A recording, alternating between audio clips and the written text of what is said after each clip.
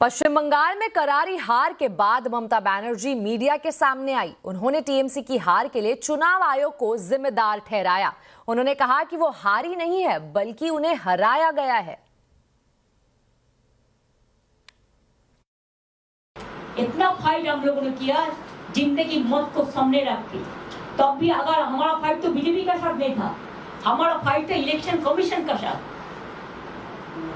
और अगर election commission बेच जाए, अगर जुडिशियरी से कोई जस्टिस ना मिले, अगर इतना लोगों को लॉजिस्टिकल नाम पे निकाल दिया जाए, वन साइडेड इलेक्शन ऑफिसर लोग काम करे, स्विच ऑफ कर दे, ईवीएम मशीन कैप्चर करे।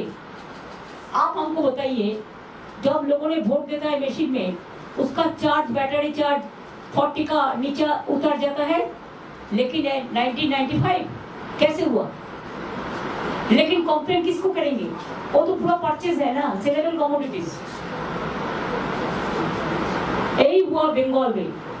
बंगाल का असली चेहरा और कोई अलग है, लेकिन जो चेहरा निकाला a Election Commission, BJP and Government of India, all central forces का एक ज्वाइंट टायो कॉम्बिनेशन का साथ हम लोग को लड़ने पड़ा।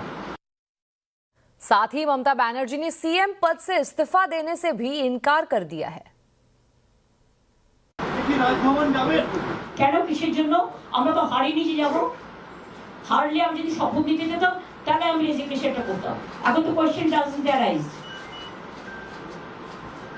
জোর করে দখল করে যদি কেউ মনে করে যে আমি কি রেজিগনেশন দিতে হবে, no, not that. Now also I want to say that we didn't lose the election. It is their forceful attempt to defeat us. पश्चिम बंगाल में बीजेपी की ऐतिहासिक और प्रचंड जीत हुई है। बंगाल जीतने के बाद बीजेपी गंगोत्री से लेकर गंगा सागर तक भगवा लहराने का दावा कर रही है। इसी बीच कोलकाता से दिल्ली तक हलचल शुरू हो गई है। गृह मंत्री अमित शाह को बंगाल का पर्यवेक्षक बनाया गया है, जबकि जेपी नड्डा को असम का पर्यवेक्षक बनाया गया है। चुनावी हलचल पर ज्यादा अपडेट के लिए हमारे साथ जुड़े संवाददाता अमित पांडे।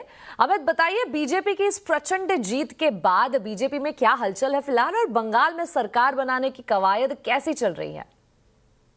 पश्चिम बंगाल